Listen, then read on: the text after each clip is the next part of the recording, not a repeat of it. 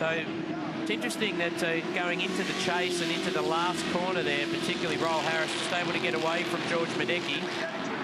And then when it comes to the long drag and uphill, look at this. Oh, Jeremy Gray. Inside line. Hanson made him work for it. And he'll try and get the over-under by going that wide route through turn 1. Jared McLeod's coming along for this battle as well, winner at Sandown. The way that this format works is we take a reverse number and we flip the grid around for race 2. You don't know what number it's going to be, so fight for every position, somewhere around that 10th position, typically. Chris Walton looked pretty loose down at turn 2 there.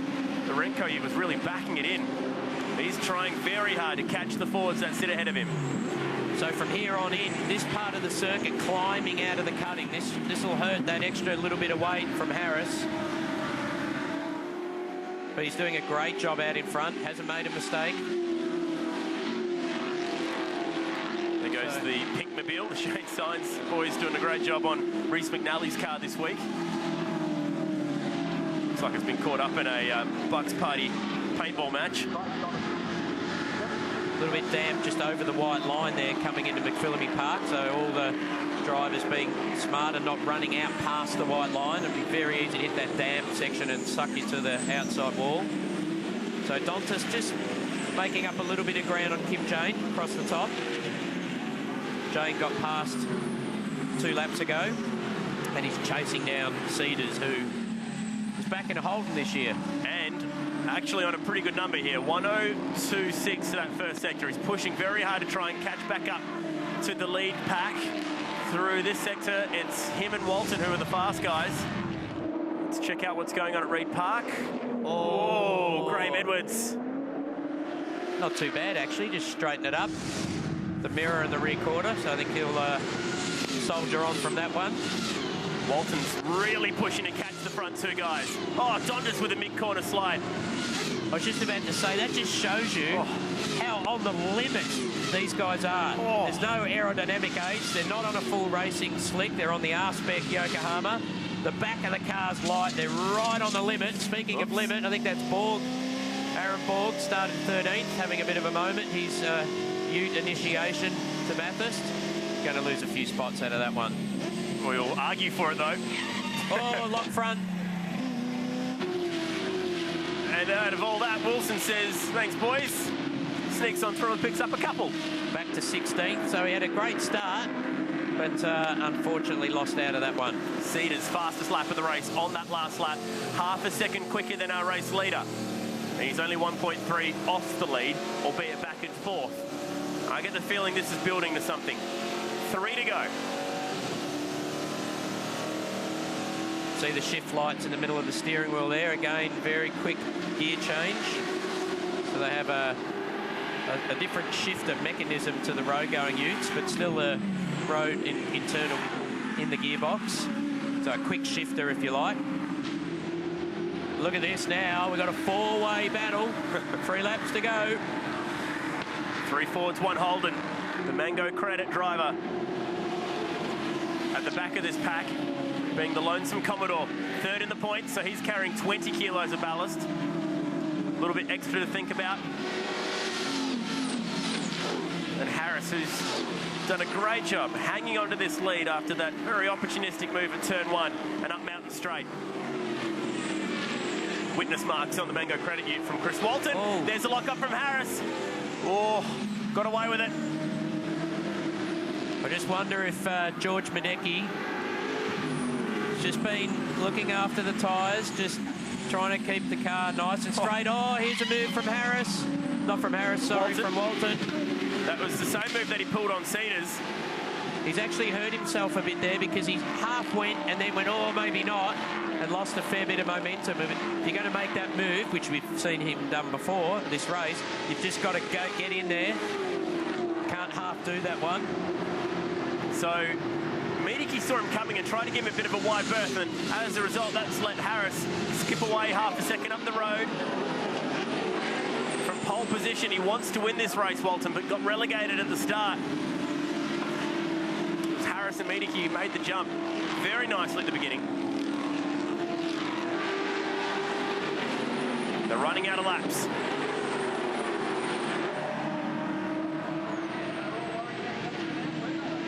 Clean racing so far, other than that little bit of door-to-door action off the start. And there we go, confirmation that this race is going to be brought forward 1 lap. So this will be the final lap now. Let's check out Graham Edwards' moment again on the Yokohama replay. Got the inside curb, pushed him wide. Yeah. Oh, so he's had another crack at it. This time he missed it. He's pushing hard. Oh, man. 1 lap after hitting it.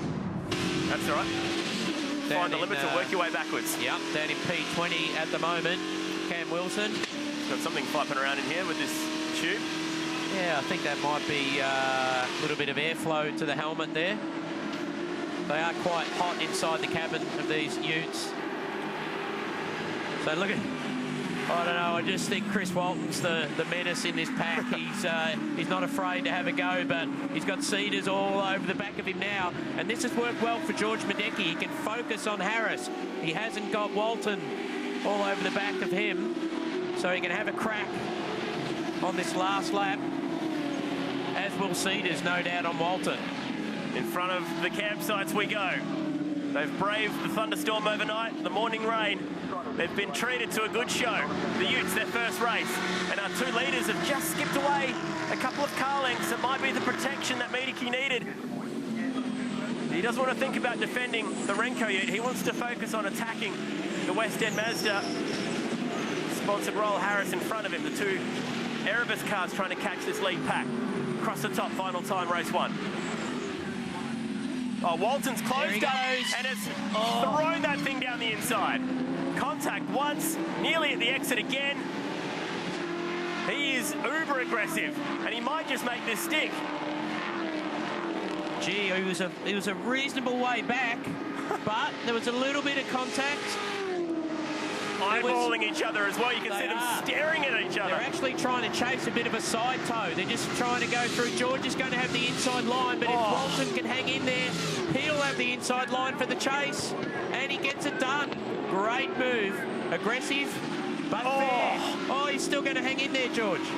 Madecki copped another bump on the way out. Oh, and there's contact between Cedars. Good save. He goes from 2nd to 4th, and he has Kim Jane for company on the outside now. He won't be happy with what's transpired. This man will be, though. It's Harris who takes the win. Madecki just hangs on to 4. And Chris Walton used the fenders to get his way to 2nd.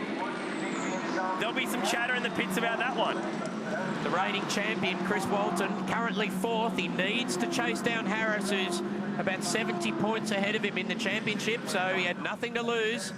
Great drive by Royal Harris.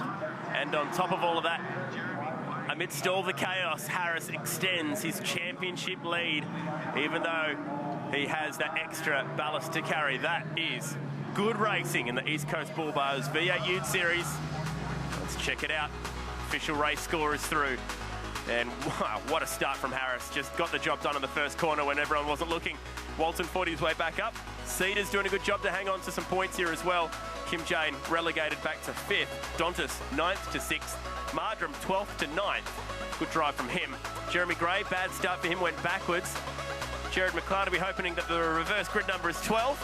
Mason Barbera bouncing back from a nasty crash at Sandown to finish 13th. Peter Burnett, the only DNF in what was a very entertaining ute race.